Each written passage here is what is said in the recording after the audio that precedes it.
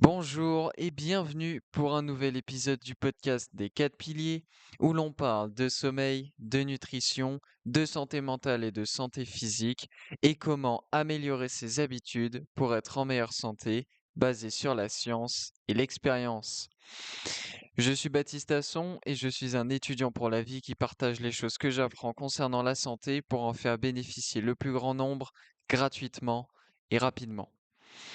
Aujourd'hui, nous allons aborder le sujet de la récupération et de comment la maximiser afin d'améliorer ses performances physiques dans une série de 2 épisodes se terminant par celui-ci et faisant partie d'une série d'épisodes concernant la santé physique dans laquelle nous aborderons l'hypertrophie, la force, la perte de poids, l'endurance, la récupération ou encore la nutrition. Et cette série-là, elle dure depuis septembre 2025 et on arrive sur les 3 derniers épisodes.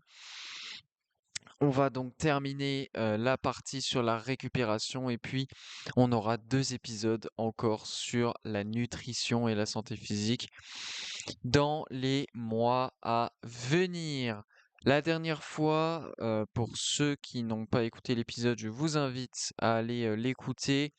Comme toujours, c'est disponible sur toutes les plateformes d'écoute en plus de YouTube. Donc n'hésitez pas à me soutenir et puis à mettre aussi en commentaire quel sujet vous aimeriez pardon, que je traite sur ce podcast. La dernière fois, on s'était quitté sur une étude sur la première étude de Andy Fries. Euh, cette étude, elle visait à voir donc les effets d'un entraînement extrêmement intense. Et c'était de faire un squat avec leur maximum sur une répétition tous les jours pendant 2 semaines. Donc ça, c'est la première étude qu'on avait vue. Donc voilà, je vous invite à aller écouter la fin de l'épisode la fin du dernier épisode pour vous remémorer en détail tout ce qu'on avait vu. Et donc, bah, nous, on va pouvoir commencer cet épisode donc avec une autre étude réalisée par Andy Fries dans le même genre. Eh bien, elle se déroulait pendant 7 jours et demi et les participants ont fait 15 sessions d'entraînement. C'était des sessions assez courtes mais intenses. Après, après le constat sur ce qui arrivait endocrinologiquement avec l'épinéphrine, la testostérone, eh bien, la question a été de savoir ce qui se passait au niveau des cellules. C'est donc là que les biopsies musculaires sont entrées en jeu. Et les chercheurs ont regardé ce que l'on appelle les protéines kinases, K-I-N-A-S-E, protéines kinases activées par mitogène, protéines qui ont tendance à être associées à une réponse anabolique. Elles régulent à la hausse la synthèse des protéines musculaires et elles font pas mal d'autres choses, mais ces choses-là sont les plus remarquables dans notre cas. Les chercheurs ont regardé des androgènes variés au niveau des récepteurs des glucocorticoïdes et ils voulaient voir si peut-être la densité et ou la réceptivité des récepteurs était changeante. Et c'est exactement ce qu'ils ont trouvé. Ils ont trouvé que les androgènes et les récepteurs des glucocorticoïdes étaient réduits en nombre et on peut alors voir une image se dessiner. Similairement à l'histoire entre l'insuline et le diabète de type 2, où vous vous êtes mis dans une situation vraiment très stressante. Donc, vraisemblablement, les niveaux d'épinéphrine, de testostérone, etc. sont très élevés.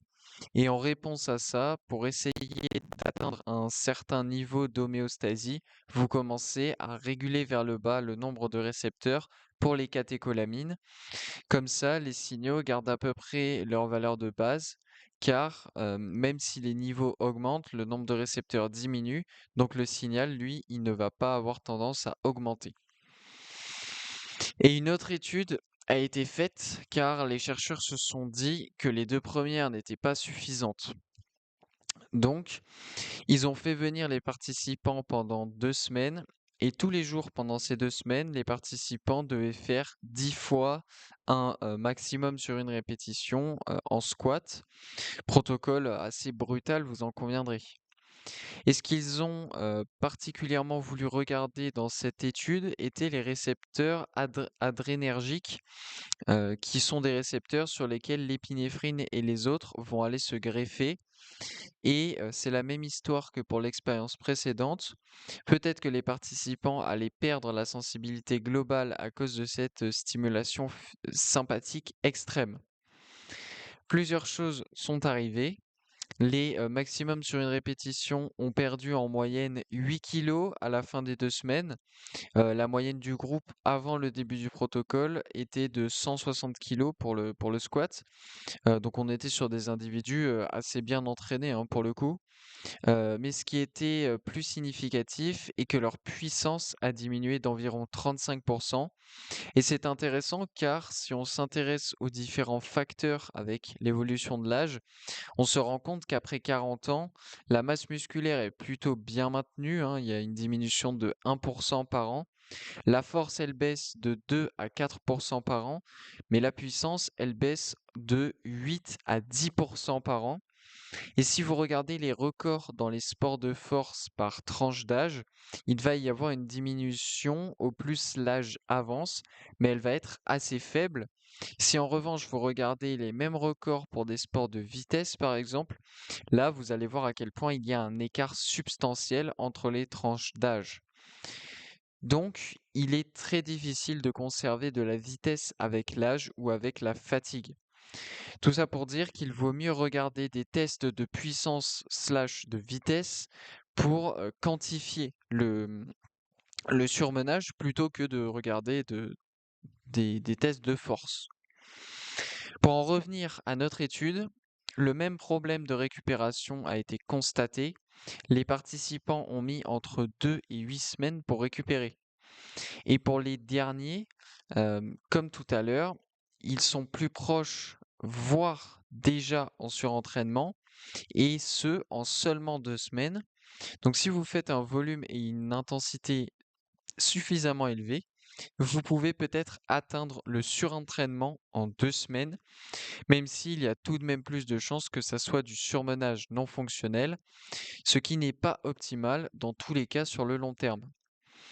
Par conséquent, les récepteurs adrénergiques étaient régulés par le bas de l'ordre de 37%, mais ce qui était plus significatif encore était que la sensibilité de ces récepteurs était réduite de 2,5 fois. Et les chercheurs ont fait une chose très intelligente.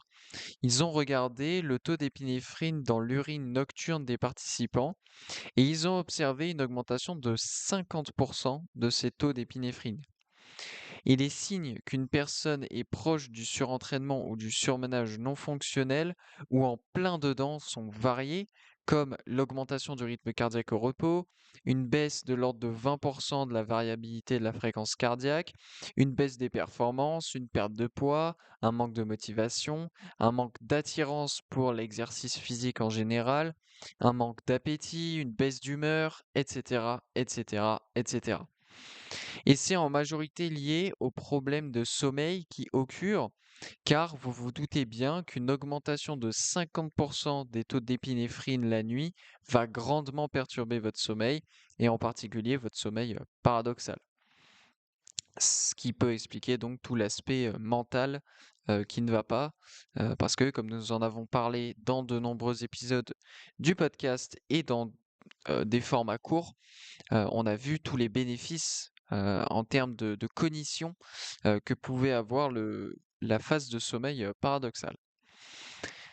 Une autre chose simple à mesurer, ça va être le DHAA sur le cortisol, hein, ça va être le ratio. Le DHAA, le DHAA qui est l'acide déshydroascorbique, qui est connu pour être associé avec beaucoup de choses. Vous ne voulez pas que ce ratio soit trop haut ni trop bas. Vous voulez plutôt qu'il soit autour de 0,09. Si ce ratio est trop haut, cela va être associé avec le syndrome métabolique et d'autres choses pas cool de ce genre. Et si ce ratio est trop bas, cela va être associé avec un bon nombre de problèmes cognitifs comme l'agressivité, les changements d'humeur, etc. Et la plupart du temps, si vous faites la prise de sang complète, vous aurez ce ratio et vous pourrez le calculer facilement dans tous les cas. Donc DHAA sur cortisol. C'est ça le ratio qui nous intéresse. Il existe des suppléments ou des compléments alimentaires pour moduler les niveaux de cortisol, comme le Rhodiola rosea, donc Rhodiola Rhodiola et Rosea Rosea. Donc le Rhodiola rosea. 2 études ont montré en plus que ce supplément améliorait peut-être les gains de force, mais pouvait réduire l'endurance musculaire. Mais il ne faut pas tirer des conclusions trop hâtives. Il nous faut plus de données à ce sujet, bien sûr. Ce qu'il faut savoir, c'est que les niveaux de cortisol varient énormément au cours d'une journée. Ils varient aussi avec l'âge et entre les sexes. Donc, si vous le mesurez pour en tirer des conclusions, il vaut mieux faire plusieurs prises sur une journée pour essayer d'obtenir la courbe de vos niveaux de cortisol sur une journée, car cette courbe peut vous renseigner, contrairement à une seule valeur, car une valeur peut être bien pour des niveaux de cortisol à 8 heures du matin, mais la même valeur peut être problématique à 3 heures de l'après-midi. Il est aussi possible, de mesurer le cortisol via la salive et selon la situation, c'est très intéressant de le faire plutôt qu'une prise de sang. La prise de sang, elle est bien car les valeurs que vous obtiendrez seront plus stables, car un problème de la salive est que c'est très sensible à ce qui vient de se produire dans les secondes qui viennent de s'écouler, mais c'est bien plus pratique et ça permet de pouvoir quantifier l'impact d'un facteur de stress presque immédiatement. Par exemple, vous crachez dans un tube avant de faire une séance, vous faites la séance, puis vous crachez de nouveau dans un tube. Ainsi, on peut avoir les effets de votre séance sur votre niveau de cortisol avec un assez bon degré de vérité. Le schéma classique des niveaux de cortisol sur une journée est d'avoir des niveaux élevés au début de votre journée, et cela peut être accentué par l'une des choses qu'il faut faire tous les jours, c'est-à-dire sortir pour prendre la lumière naturelle du soleil dans les yeux. Et c'est très bien car, contrairement à ce que l'on peut entendre, avoir des niveaux de cortisol élevés est bénéfique en début de journée et promeut l'éveil, ce qui est pas mal, hein.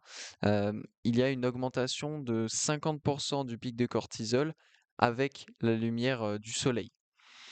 Cela engendre en plus une cascade de choses telles que l'amélioration de l'humeur, de la vigilance, du fonctionnement du système immunitaire.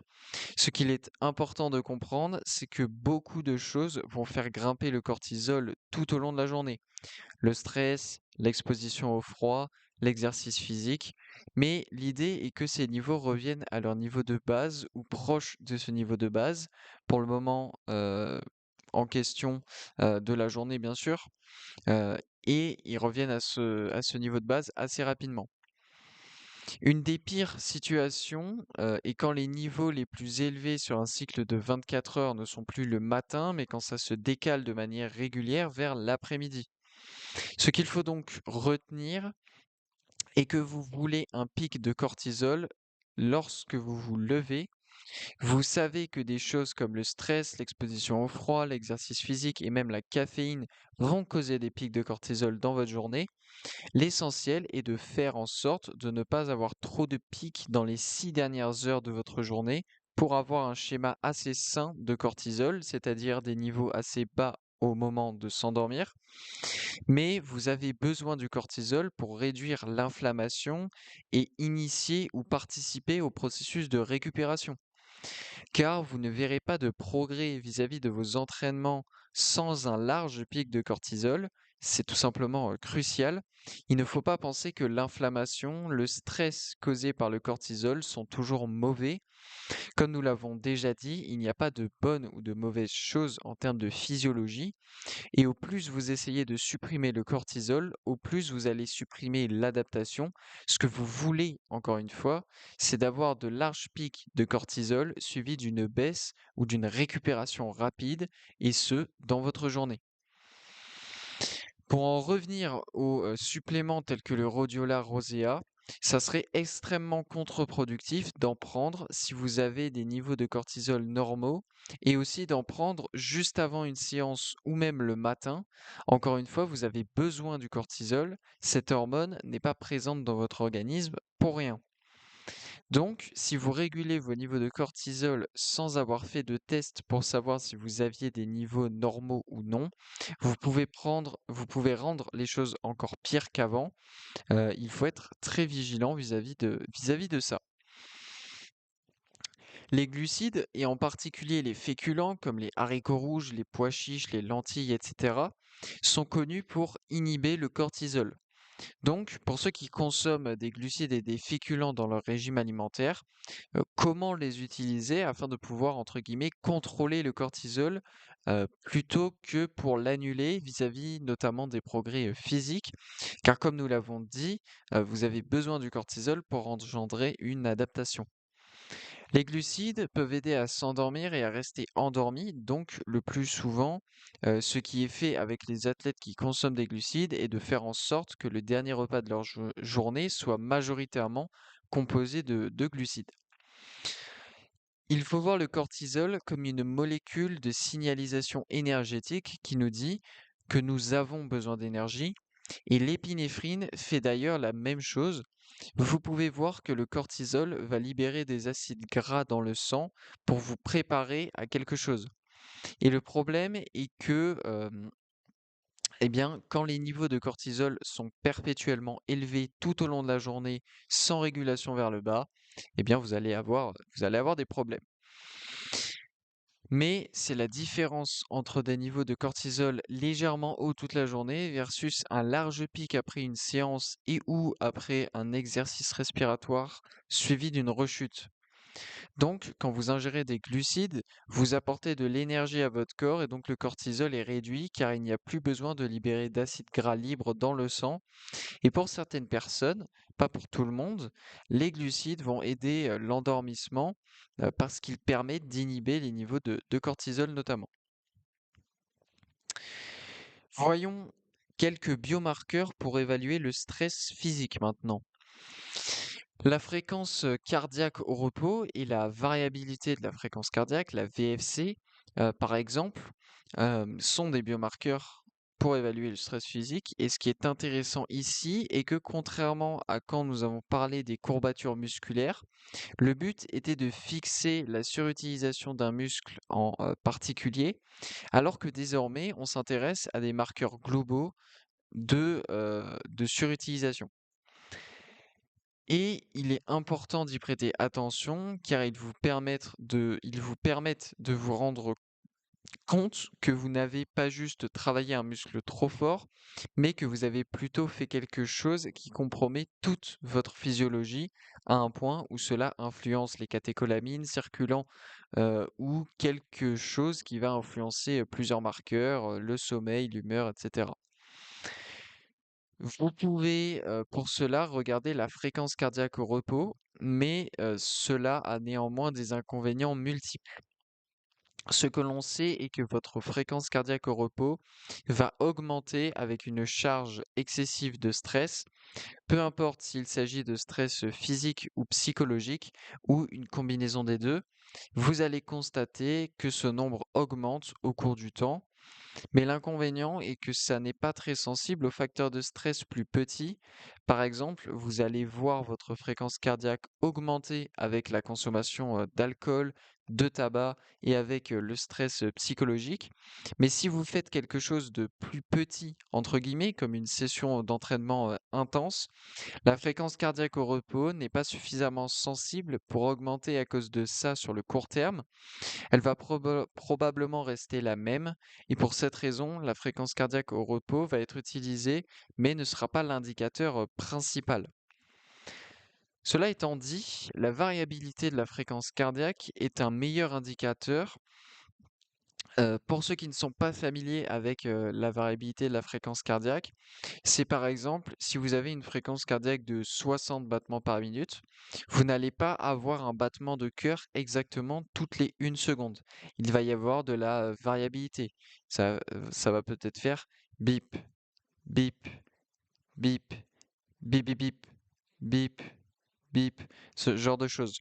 Donc au bout d'1 minute, votre corps aura fait 60 battements, mais ils n'auront pas tous suivi le même schéma.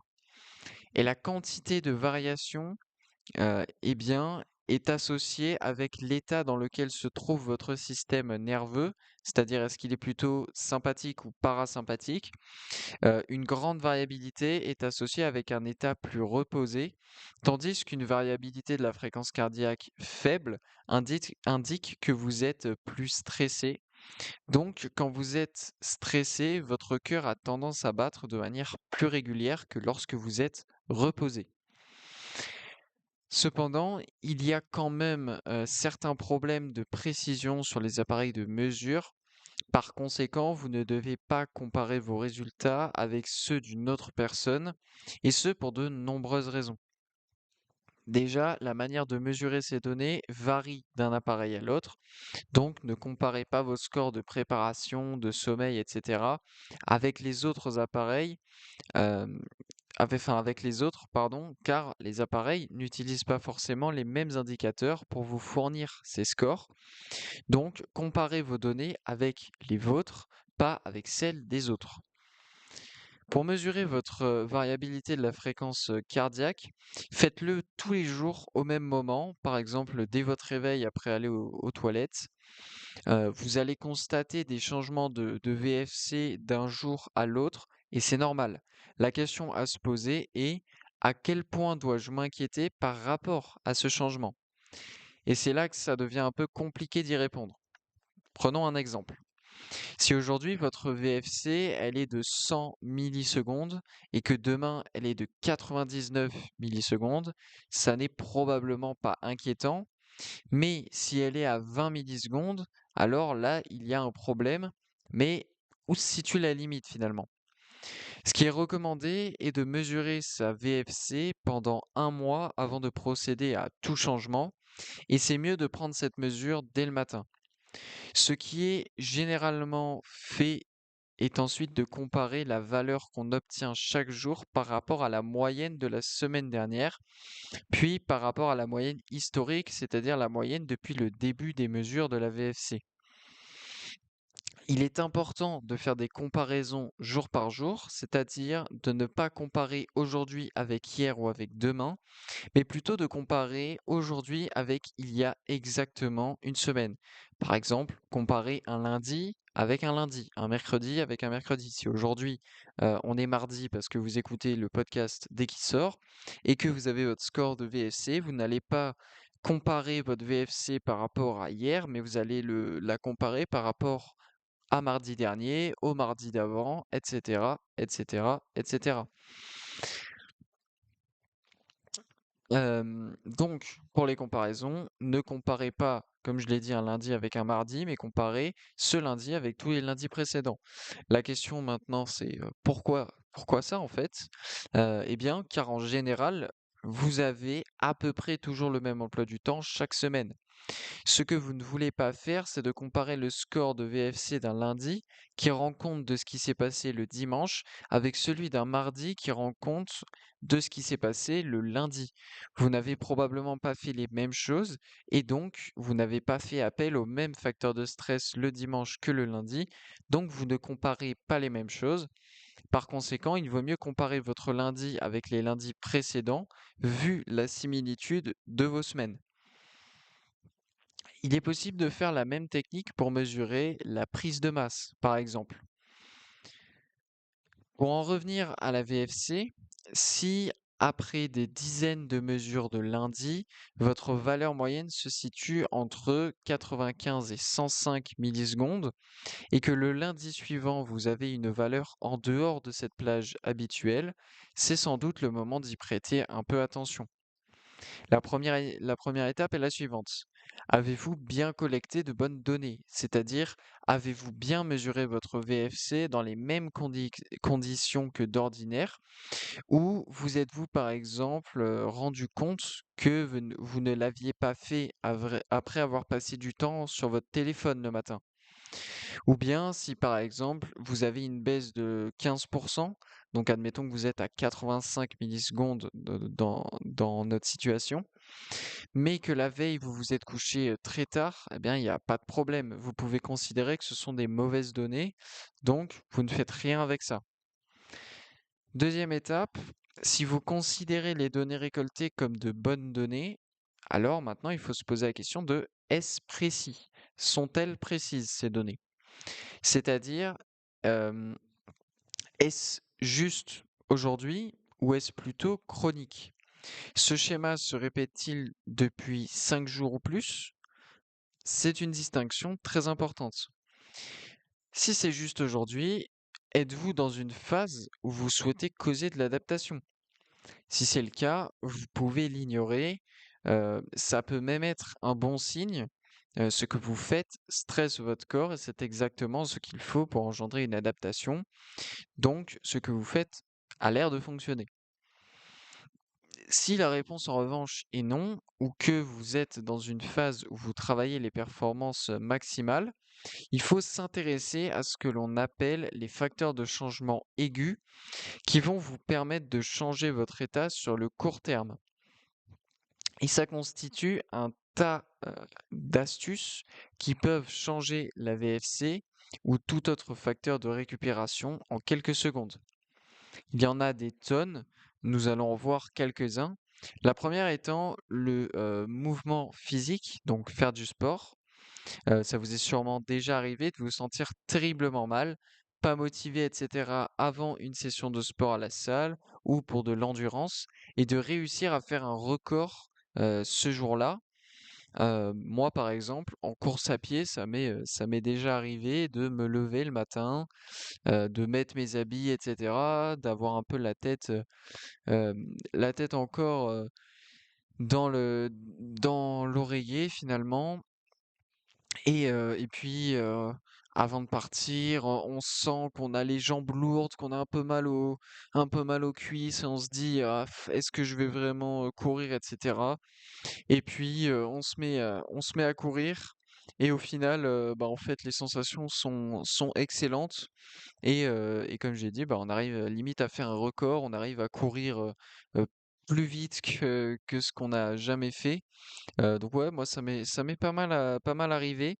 Ça m'arrive moins en ce moment. J'ai toujours de la motivation maintenant pour faire mes séances, que ce soit d'endurance ou de résistance.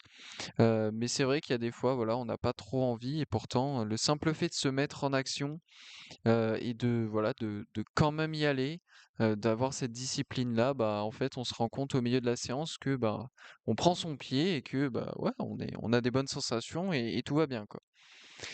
Donc, si le changement n'est que sur un jour et que vous êtes dans une phase où vous voulez maximiser vos performances, ne prenez pas de jour de pause ou n'y allez pas moins fort pendant votre séance du jour. Continuez à vous donner à fond. Vous pouvez aussi jouer sur la respiration en faisant de l'hyperventilation, évidemment sans mourir, c'est mieux. Donc, c'est une restriction de l'expiration par rapport à l'inspiration. Vous pouvez aussi écouter de la musique qui vous motive ou des citations qui vous inspirent. Mais il faut faire attention à ne pas utiliser ces astuces trop souvent, car sinon elles vont perdre leurs effets. Les stimulants et les adaptogènes rentrent aussi dans cette catégorie. Si vous n'en utilisez pas fréquemment, ils peuvent vous aider, mais si vous les utilisez tout le temps, avant et pendant vos séances, ils risquent de ne plus fonctionner aussi bien au cours du temps, en plus de construire une sorte de dépendance comme avec la caféine ou les boissons énergisantes. Si vous en prenez beaucoup à chaque séance, vous allez sans doute penser qu'au bout d'un moment, vous ne pouvez plus vous en passer et si vous le faites, ne serait-ce que pour une fois, eh bien, vous pouvez avoir un manque d'énergie, de motivation à cause de l'association que vous aurez fait entre ces stimulants et vos séances. Donc, c'est aussi quelque chose à laquelle il faut faire attention. La nourriture peut aussi jouer un rôle pour changer votre état. Si par exemple vous êtes un fan absolu de fromage et que vous vous sentez peu motivé aujourd'hui, le simple fait de manger un morceau de fromage peut vous redonner de la motivation. Jouer avec l'intensité lumineuse en l'augmentant est une autre astuce. De même que la suivante qui est utilisée avec les athlètes et qui constitue à dessiner une ligne au sol et l'athlète se dit je vais faire ma séance comme d'habitude et me donner à fond si je franchis cette ligne. Cela peut prendre 1 minute, 10 minutes ou ne jamais se produire, mais au moins l'athlète peut choisir de franchir cette barrière physique et cela peut amener un déclic mental derrière. Maintenant, si le changement de VFC est chronique, c'est-à-dire sur 5 jours ou plus, il faut aussi vous demander si vous êtes dans la phase d'adaptation. Dans ce cas, vous pouvez l'ignorer encore une fois comme si c'était sur un jour, mais vous allez quand même le regarder attentivement. Vous pouvez dès lors introduire d'autres tests comme des tests de performance, mais aucune action n'est nécessaire si ça ne dure pas plus d'une semaine. Si ça le fait ou que vous êtes dans une phase d'optimisation de vos performances, il va falloir regarder les solutions qui vont vous permettre de sortir du trou. Donc, c'est ce que l'on va appeler les facteurs de changement d'état chronique. Certains d'entre eux sont assez similaires avec ceux dont nous avons parlé juste avant, comme par exemple le stress thermique. Si vous prenez un bain glacé, votre score de VFC va être significativement compromis dans les secondes qui suivent votre sortie de l'eau glacée, car rappelez-vous, une VFC faible implique que vous allez très fortement sur le système nerveux sympathique. Mais sur les heures qui suivent, vous allez en moyenne voir votre score de VFC augmenter après ce bain glacé. Donc vous allez avoir cette réponse sympathique instantanée, mais au bout de 30 minutes chez la plupart des personnes, vous allez répondre à cela et votre score de VFC sera amélioré plusieurs heures après ça. La chaleur peut avoir un effet similaire. Ensuite, on peut regarder le sommeil. Dormez-vous mal? Ou votre score de sommeil est-il bon, euh, mais votre VFC est basse? C'est une différence qui implique une réponse différente. Si c'est que vous dormez mal, alors il faut faire en sorte d'optimiser votre sommeil sur les prochaines nuits.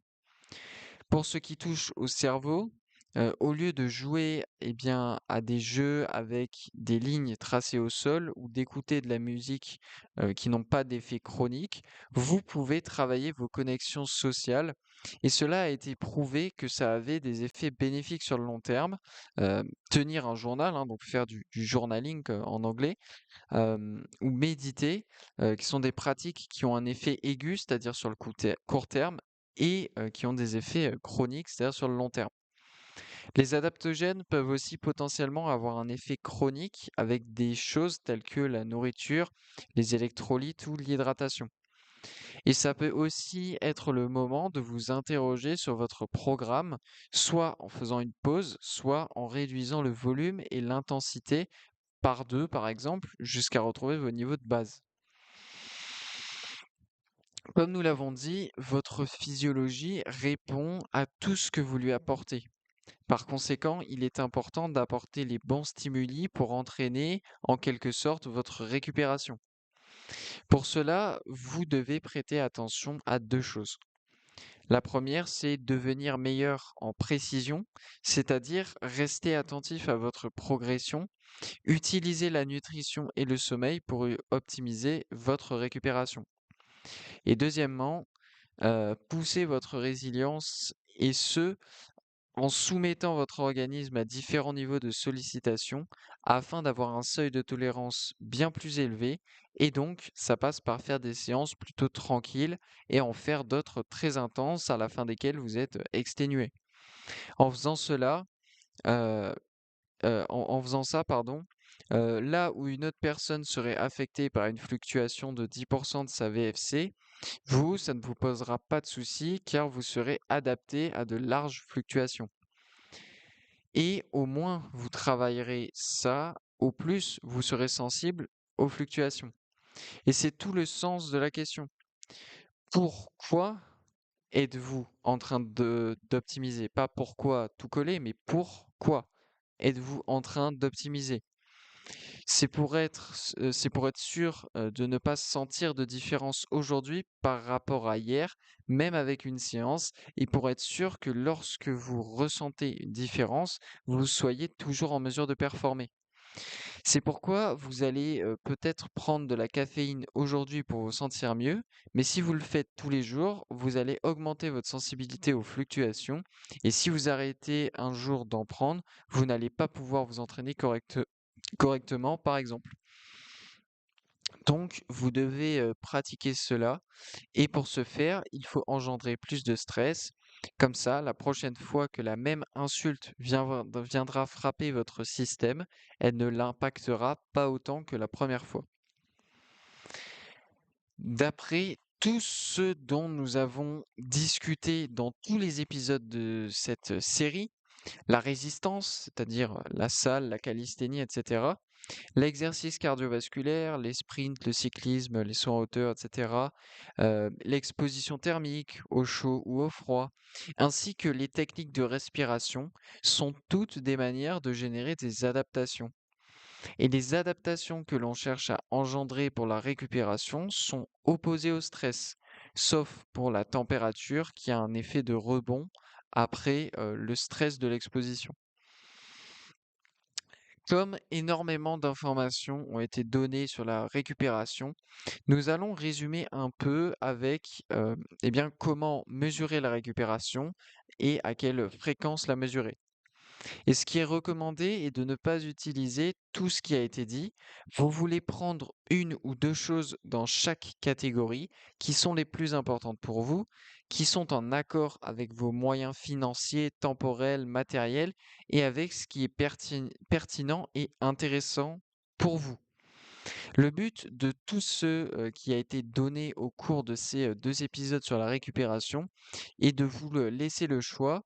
Vous n'avez en aucun cas besoin de tout faire et si vous ne voulez rien faire, bah, vous pouvez ne rien faire. Vous ne manquerez pas de données en ne faisant qu'une ou deux mesures car il y a beaucoup de choses qui sont redondantes en termes de physiologie. Pour le choix de ce que vous allez mesurer, il est recommandé de choisir une mesure subjective. Donc ça peut être aussi simple que quelle est votre humeur ou comment vous sentez-vous aujourd'hui.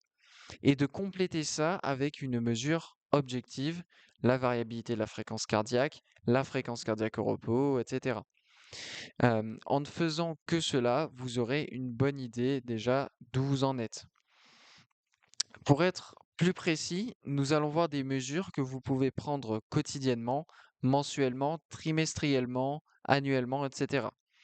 Pour les mesures quotidiennes, il est intéressant de prendre la variabilité de la fréquence cardiaque et si vous n'avez pas d'appareil vous permettant de la mesurer, vous pouvez faire un test de tolérance au carbone à la place en le pratiquant de la même manière que pour la VFC, le matin dès le réveil, tous les jours au même moment, avec le même protocole à chaque fois. Une mesure subjective mensuelle ou trimestrielle qui est assez ancienne que vous pouvez faire est un questionnaire DALDA, donc DALDA, qui est un questionnaire assez long et complet qui touche à de nombreuses choses. Euh, pour les mesures subjectives quotidiennes, vous pouvez rester sur l'humeur, par exemple. Vous pouvez aussi contrôler mensuellement ou trimestriellement votre composition corporelle, car le surmenage non fonctionnel et le surentraînement la font changer, par exemple. Évoquons maintenant les facteurs de stress cachés que vous pouvez contrôler par prise de sang.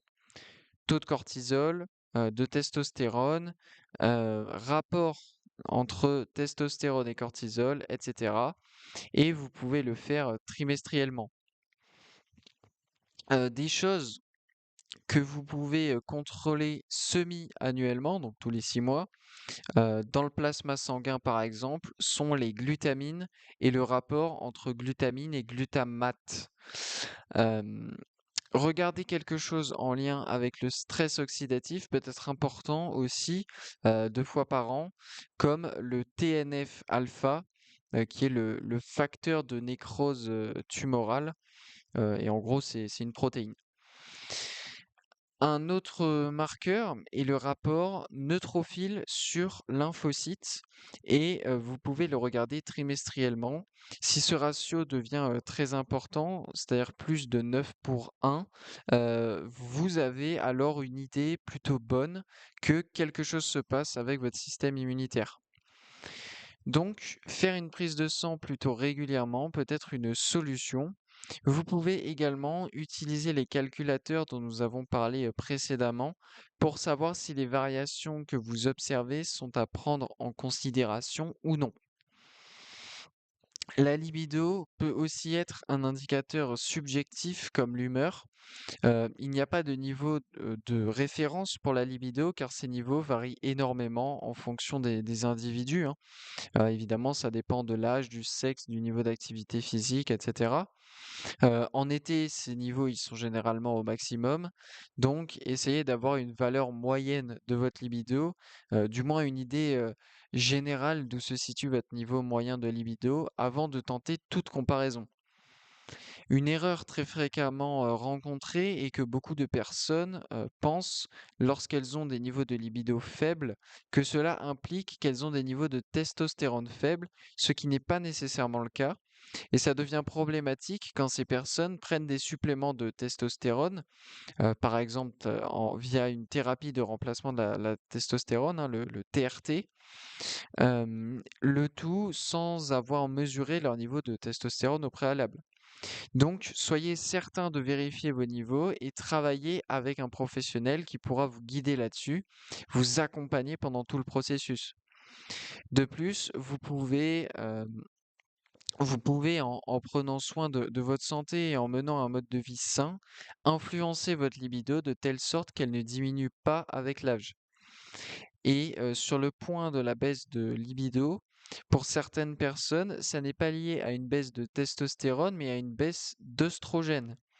Les personnes consommant de fortes doses de curcuma ou celles y étant hypersensibles peuvent aussi voir leur niveau de libido diminuer et il y a plein d'autres suppléments ou d'autres choses qui peuvent faire diminuer la libido et qui n'ont rien à voir avec la testostérone. Donc, vous pouvez mesurer la libido, mais ne soyez pas obsessif avec et faites très attention à ne pas tirer de conclusions trop hâtives. Et pour toutes ces raisons, vous devez être extrêmement vigilant lorsque vous prenez des antioxydants, des anti-inflammatoires, des réducteurs de cortisol, etc.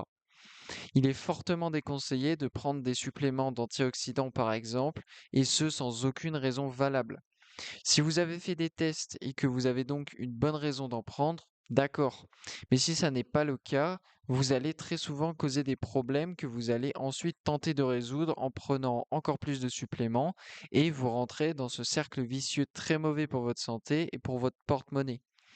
Ce dont nous parlons ici sont les antioxydants, les anti-inflammatoires, etc., que vous trouvez sous forme de suppléments ou de médicaments, et pas ceux que vous pouvez trouver naturellement dans certaines sources de nourriture.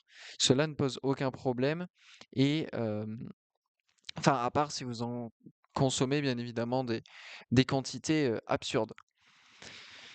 Pour les mesures à faible coût, voire gratuites, vous avez par exemple la force de grippe que vous pouvez tester tous les jours. Vous trouverez pour quelques dizaines d'euros des appareils sur Amazon. Nous avons aussi parlé plus tôt eh bien, des tests de vitesse qui peuvent être plus intéressants en ce sens qu'ils donnent une indication plus précoce du surmenage que les tests de force. Et pour ça, vous pouvez faire un test de saut en hauteur verticale. Vous pouvez par exemple mettre de l'encre, de la peinture ou un autre produit qui marque sur vos doigts et vous allez toucher une plaque en hauteur et vous comparez ce résultat du jour par rapport au jour précédent. Et comme d'habitude, hein, gardez le même protocole avant de faire les tests. Si vous faites des étirements statiques, faites-les toujours, car il y a une différence de performance si vous les faites ou si vous ne les faites pas. Et la chose dont il faut se souvenir est que toutes les mesures que vous prenez, tous les biomarqueurs, etc., ont des variations naturelles qui sont normales. Donc il faut que vous preniez suffisamment de mesures. Donc il faut au moins avoir un mois de données, comme pour la variabilité de la fréquence cardiaque dont nous avons parlé tout à l'heure, pour pouvoir avoir une référence, une déviation de référence par rapport, enfin par exemple, plus ou moins 5 millisecondes avec la VFC. Et ensuite, si vous sortez de l'intervalle habituel, c'est là que vous commencez à prêter attention et à vous poser des questions que l'on a vu plus tôt avec les facteurs de changement aigus et, et chroniques. Enfin, en bonus, pour ceux qui ont eu le courage de rester jusque-là, un sujet qu'il est intéressant d'aborder et qui ne concerne pas directement la récupération est de savoir s'il est intéressant d'utiliser ou non les miroirs lors de vos séances à la salle. Et la réponse est que ça dépend de vos objectifs. Si votre objectif est l'hypertrophie musculaire, alors ça peut être très intéressant de le faire et même de flexer vos muscles, hein, de contracter vos muscles devant le miroir entre vos séries par exemple. Si en revanche votre objectif c'est la puissance, vous n'aurez pas le temps de faire des ajustements en cours de mouvement à cause de l'explosivité et de la rapidité des mouvements pardon, pardon, à effectuer, en plus de perdre cette connexion avec vos sensations tout au long du mouvement si vous le faisiez. Donc, à chaque fois que vous souhaitez utiliser une technologie, hein, ici on va dire que le miroir est une technologie, donc à chaque fois que vous voulez utiliser une technologie pour évaluer et ou améliorer vos performances, il faut que cela vous permette de mieux comprendre votre physiologie, de mieux vous comprendre vous-même et pas moins.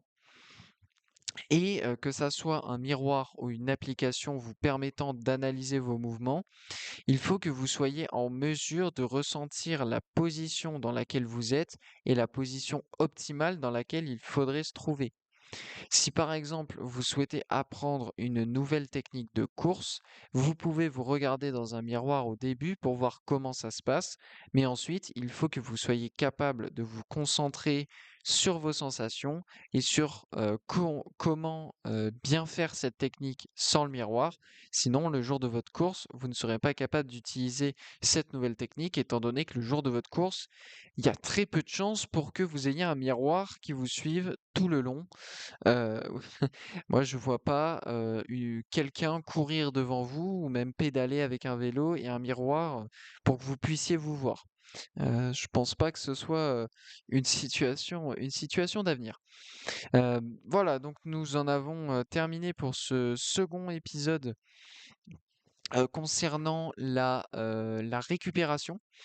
J'espère qu'il vous a plu. Encore une fois, hein, si vous n'avez pas écouté, le premier épisode, il est sorti il y a quoi? Il y a un mois, il me semble.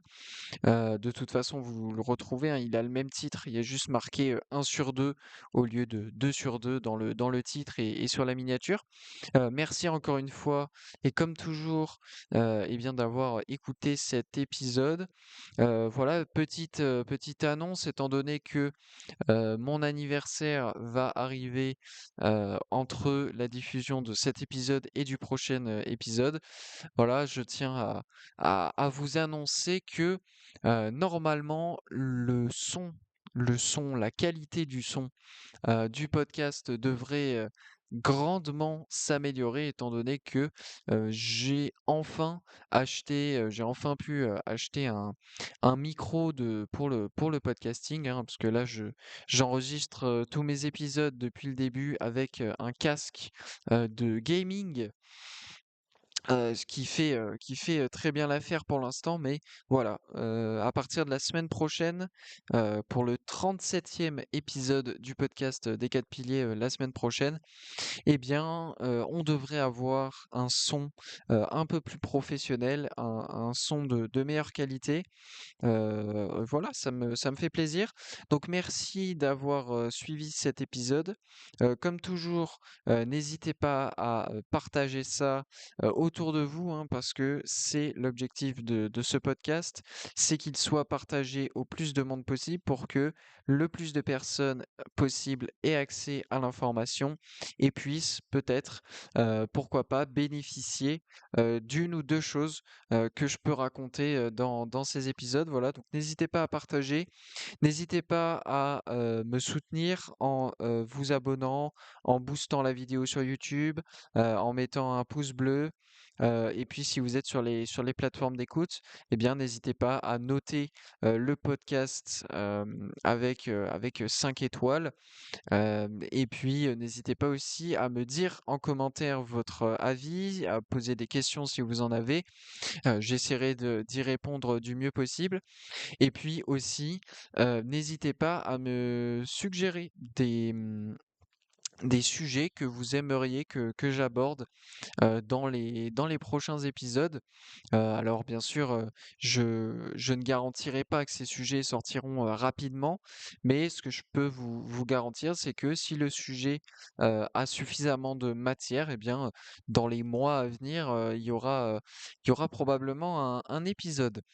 Voilà, j'arrête de parler. Nous, on se retrouve mardi prochain à 18 h comme toujours pour un nouvel épisode du podcast des 4 piliers.